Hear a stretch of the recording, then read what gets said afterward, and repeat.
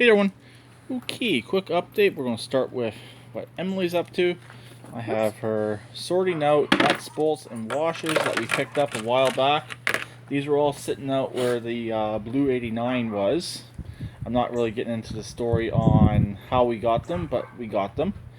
And basically doing what Buddy VanDuddle always does. Sorts out nuts, bolts, and washers. So all the washers I have, and when I take something apart, will be going in that bin right there. All the self-tapping and non-self-tapping bolts will be going in here, and all the miscellaneous nuts will be going in there. Sorry if I cut off any parts of the video. I got a new phone and I'm still getting used to it, and it's really the first video I've done with the new phone. Let's go back and I'll show you what's going on with the projects. Okay, back here in project land, as you can see, I'm stripping the chassis from the parts tractor. Already got most of the steering taken out. Steering wheel, steering box is still here, which is being kept. It's in really good shape still. Definitely keeping the little plastic bushing that holds the steering wheel in place. This here will most likely become an engine test stand. I still have the hood. The hood's actually in fairly decent condition. The hood might end up going on the four-wheel drive. So it's actually been repaired.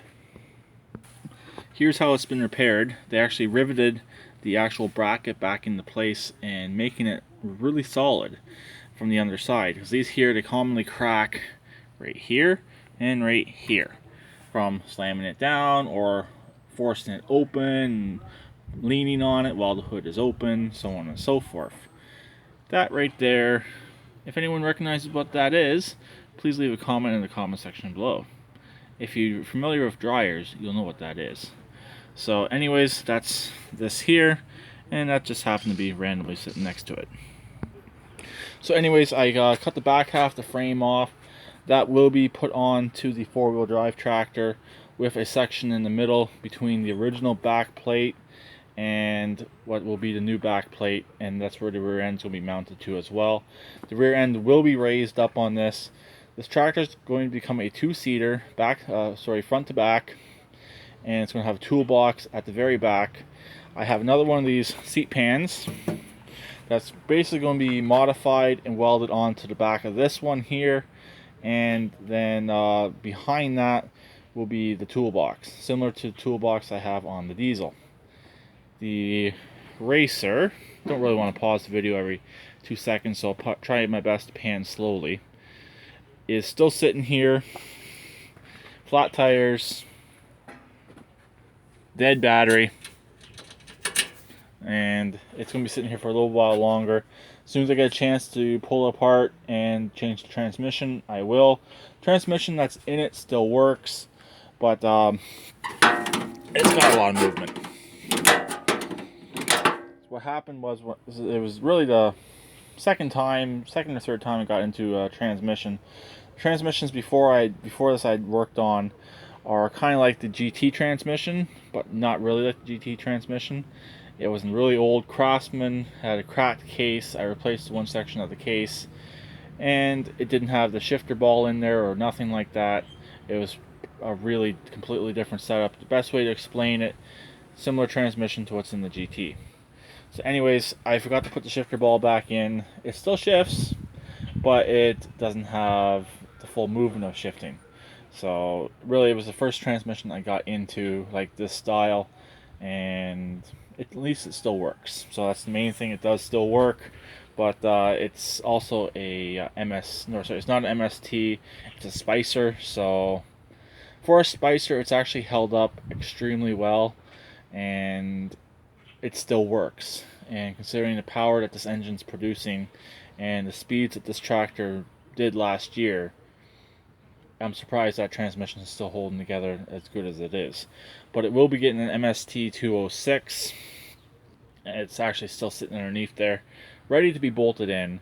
And it's just a matter of pulling the wheels off, pulling the rear pan off, pulling the transmission, adding a belt guide, and welding it all together, painting it, putting it back together. Probably about 2-day job.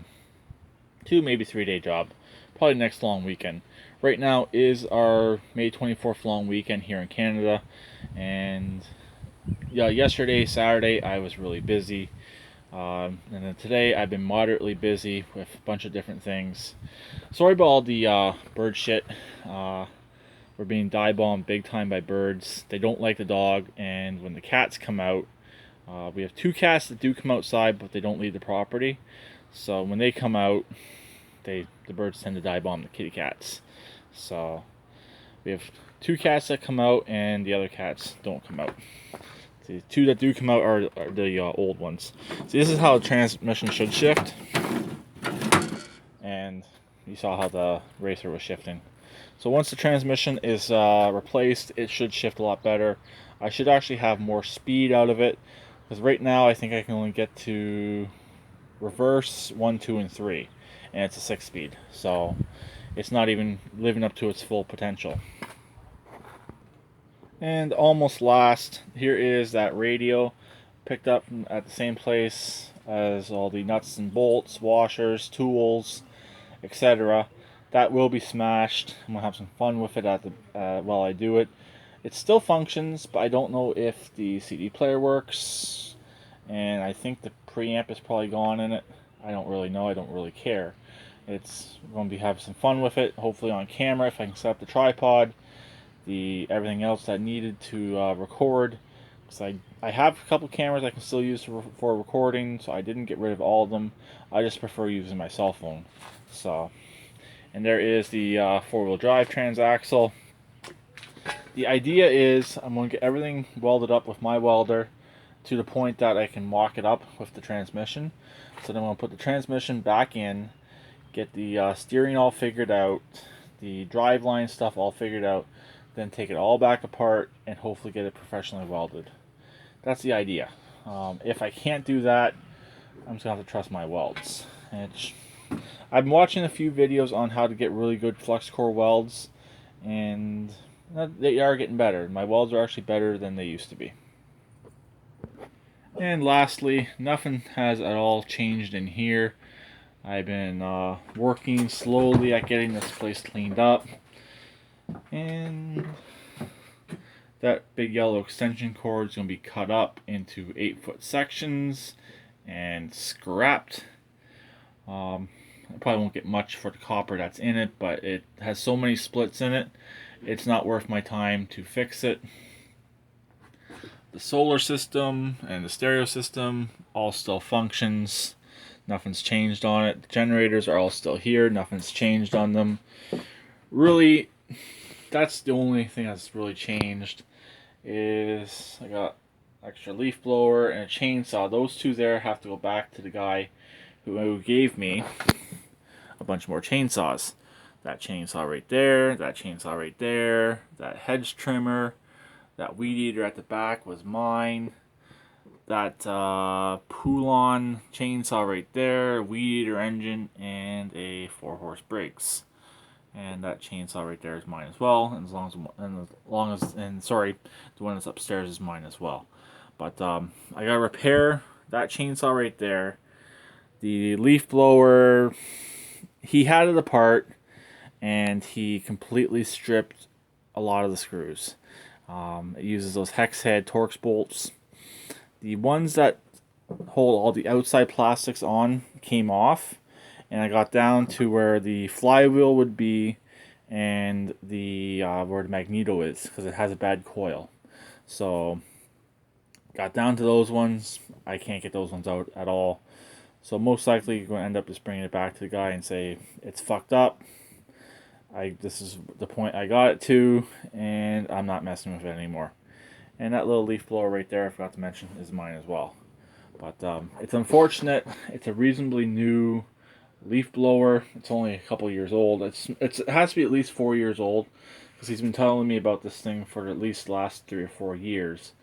So it's unfortunate. This guy thinks this stuff is really, really good. Luckily, I didn't pay anything for it, but there's really no value for a lot of the chainsaws and leaf blowers anymore, because they're so cheap. You can just go to Lowe's or Home Depot and buy a cheapie, and if you kill it, it's not really a huge deal.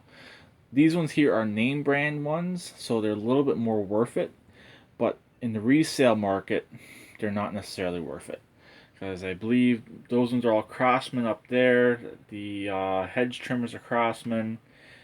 That leaf blower there, I'm not sure what it is. That one, like I said, was a Poulon. And I just stuck a Briggs engine, couple Briggs engines in there. I did a repair for a guy yesterday, and it turned out he just had bad spark plug. He thought his coil was gone. He's an older gentleman I worked with a while back, and he thought his coil went, but we replaced the coil, still no spark, and we ended up having to come back here. Luckily, I brought a spark plug with me, and we tested the coil before we pulled it off the engine. We knew it was good. We put it on with his spark plug, still nothing, and we ended up replacing the spark plug, and it worked perfectly fine. So, it's an interesting story. But that's pretty much it. We're going to be doing a scrap run probably next week or the week after. Got about 8 batteries. We'll be going in. Those will be making back the most amount of money. I believe you get $5 to $6 a piece of battery, if not more. So that'll be making back most of my money on that. And copper, and rest is all light stuff, washers and dryers and the stove. So that's it. So I'll talk to you later. Please get redneck like always, and hopefully hung in till the end. And please subscribe, comment, rate, and bye for now.